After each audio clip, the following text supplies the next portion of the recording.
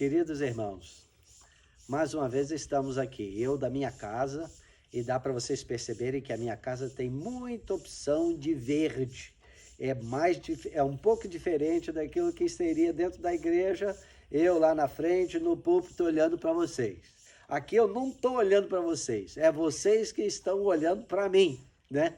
Então, eu escolhi assim o ambiente do lado de fora da casa para trazer um pouco mais assim de presença de vida natural para nosso tempo juntos na meditação da palavra, né? Essa semana nós temos orado, temos buscado a Deus, principalmente eu e Jussara, às madrugadas. Nós estamos fazendo parte, juntamente com a Jocum, de uma corrente de 24 horas de oração, 7 dias por semana, e tem sido muito rico para nós, e temos tido também oportunidade de orar por nós, pela igreja, por vocês, citando nomes específicos à medida que o Espírito Santo traz na nossa mente. E tem vindo na minha mente a necessidade que nós temos de olharmos para a palavra de Deus, especialmente sobre o contexto de o que significa ser filho de Deus, o que significa fazer parte da igreja do Senhor, o que significa fazer parte do reino de Deus, o que é isso, o que isso tem a ver conosco, né? Então, eu estive olhando, meditando e pensando no livro de Efésios. E é este livro que eu gostaria que nós estivéssemos contemplando nesta nossa meditação, né?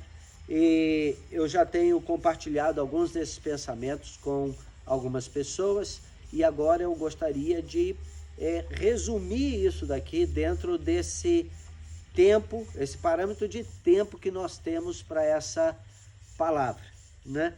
Então, ao contrário daquilo que algumas pessoas pensam, o livro de Efésios, que fala, na maioria das vezes as pessoas se referem ao livro de Efésios, referindo-se ao capítulo 6, que tem a ver com batalha espiritual, e claro, é bem apropriado dentro desse contexto aquilo que o Paulo compartilha no capítulo 6 a respeito de que a nossa luta não é contra carne e sangue, mas contra principados, potestades, dominadores deste mundo, contra as forças espirituais do mal nas regiões celestiais, né? Mas isso ali está dentro de um contexto de conclusão de tudo aquilo que ele já havia escrito, né? Comentado antes, né? Tanto que começa assim: quanto ao mais, sede fortalecidos no Senhor e na força do seu poder. Quanto ao mais é uma referência resumindo, concluindo, pincelando as coisas que já foram ditas, né? Então, ele abre esse parâmetro para finalizar o que ele já tinha ensinado. Mas o livro de Efésios, né, a carta de Paulo aos Efésios, tem a ver com identidade e postura. Quem nós somos em Deus, quem nós somos no seu reino, quem nós somos no coração de Deus, qual a intenção de Deus em nos criar, ou seja, criar a humanidade.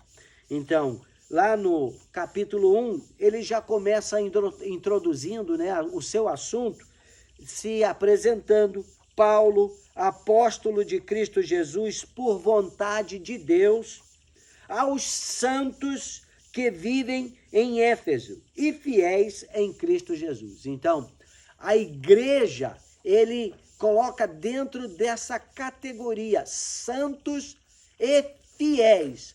Agora, você vai me perguntar, e eles realmente eram santos, fiéis? Bem, se você vai pegar o que significa a palavra no seu absoluto, não. Eles eram pessoas, discípulos, que haviam recebido a Jesus, que estavam numa fase de desenvolvimento da sua própria fé, estavam reaprendendo como crianças, né? Novos nascidos, quer dizer, novo nascimento. Eles morreram para si próprios, para o rudimento deste mundo, e ressuscitaram como novas criaturas. Então, Paulo está chamando a atenção deles para o plano original de Deus. E ele dá seguimento no verso 3, dizendo: bendito Deus e Pai de nosso Senhor Jesus Cristo, que nos tem abençoado com toda sorte de bênção espiritual nas regiões celestiais em Cristo. Verso 4. Assim como nos escolheu nele, antes da fundação do mundo, para sermos santos e irrepreensíveis perante ele. Entendamos, ele não está falando sobre indivíduo aqui, ele está falando sobre a humanidade. Todos nós que estávamos em essência em Adão e Eva, lá no início da criação, quando Deus fez, façamos o homem conforme a nossa imagem, conforme a nossa semelhança. Ele não estava se referindo simplesmente ao primeiro homem, Adão, Eva, mas toda a humanidade. Então, quando ele diz aqui, como nos escolheu nele antes da fundação do mundo, ele se refere a este plano mestre, este plano original dele, de sermos criados conforme a sua imagem, conforme a sua semelhança, para um propósito único. Não é de servi-lo, não é de adorá-lo, mas de viver em relacionamento pleno e para toda a eternidade com ele. Um Deus santo, um Deus fiel, um Deus que é soberano sobre todas as coisas.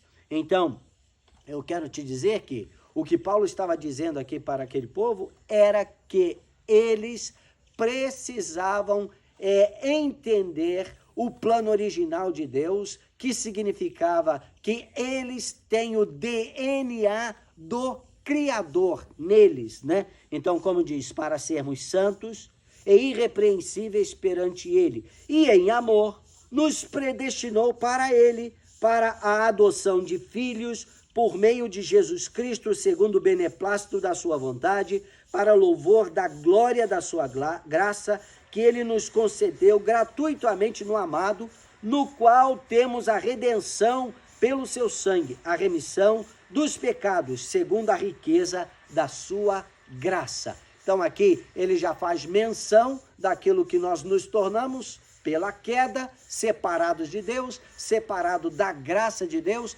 perdemos a comunhão com Deus, cortamos o relacionamento que Deus criou-nos para ter com ele e precisávamos de redenção. Mas o Deus que não desiste nunca dos seus planos, ele já tinha arquitetado a redenção. E no capítulo 2 ele diz, ele, vou botar aqui o pronome para nós, né? Mudando o pronome. Ele nos deu vida, estando nós mortos nos nossos delitos e pecados, nos quais andamos outrora, segundo o curso deste mundo, segundo o príncipe da potestade do ar, do espírito que agora atua nos filhos da desobediência. Mas Deus, sendo rico em misericórdia, por causa do grande amor com que nos amou, e estando nós mortos em nossos delitos, nos deu vida juntamente com Cristo. Pela graça somos salvos. E juntamente com ele nos ressuscitou e nos fez assentar nos lugares celestiais em Cristo Jesus, para mostrar nos séculos vindouros a suprema riqueza da sua graça em bondade para conosco em Cristo Jesus. E por esta graça somos salvos, mediante a fé nele. E isso não vem de nós, é dom de Deus, não de obras, para que ninguém se glorie, dizendo, eu sou bonzinho, eu mereço. Não, nós não merecemos coisa nenhuma, mas é tudo obra dele, é porque Deus não desistiu da sua criação, ele não desistiu de ter-nos em relacionamento eterno com ele. E olha, em dias difíceis como nós estamos vivendo, eu vou te dizer, esta é a única plataforma segura de vida que você, que nós podemos ter, saber quem nós somos. E quem nós somos? Somos filhos, filhas do Deus vivo. Nós fomos criados por Ele. Ele colocou em nós o seu Espírito e nos deu vida, mesmo que nós tenhamos saído fora do propósito, saído fora do contexto, Ele nos deu vida e nos deu vida em abundância. E aí você vê aqui que Ele faz a unidade do corpo de Deus, da família de Deus, que antes era chamado apenas de Israel ou judeus. Aí no capítulo 2, a partir do verso 11, nós vemos aqui que judeus são unidos com os gentios, ou seja, o mesmo Espírito, ou seja, a vontade de Deus manifesta, nós nos tornamos um só corpo. Aí ele começa a falar a respeito da unidade do corpo. O que significa estar inserido no corpo de Cristo? Que tem a ver com a participação que cada um tem em Deus, e todos são importantes nesse processo, não tem ninguém que seja superior ao outro, e todos nós temos com que contribuir. E no capítulo 4 ele fala a respeito dos dons, ele fala a respeito do serviço aos santos, mas eu gostaria de chamar a nossa atenção para aquilo que nós poderíamos entender como sendo o discipulado. O discipulado. O que significa ser discipulado como agora, nascido de novo, nova criatura? Nós entramos nesse novo nascimento cheios de maus hábitos, cheios de tendências que vão gratificar a nossa vontade, o nosso eu, a nossa carne. Mas Paulo está dizendo que agora, como filhos, nascidos de novo, filhos de Deus, nós temos que mudar isso. Então, no capítulo 4, a partir do verso 17, ele fala a santidade cristã, que nós precisamos buscar isso. Então, isso, portanto, digo e no Senhor testifico, que não mais andeis, como também andam os gentios, na vaidade dos seus próprios pensamentos. Nossos pensamentos têm que mudar. Eles têm que estar conformados e alinhados com aquilo que nós nos tornamos, novas criaturas em Cristo Jesus, né? E aí ele exorta o que significa o caminho da santidade. Isso significa mudança na nossa maneira de viver, na nossa maneira de agir. A partir do verso 25, ele começa: por isso, deixando a mentira, fale cada um a verdade com o seu próximo, porque somos membros uns dos outros. Ou seja, uma plataforma de confiança precisa existir no relacionamento. Isso tem a ver com deixar de lado o engano. Isso não faz parte do reino de Deus.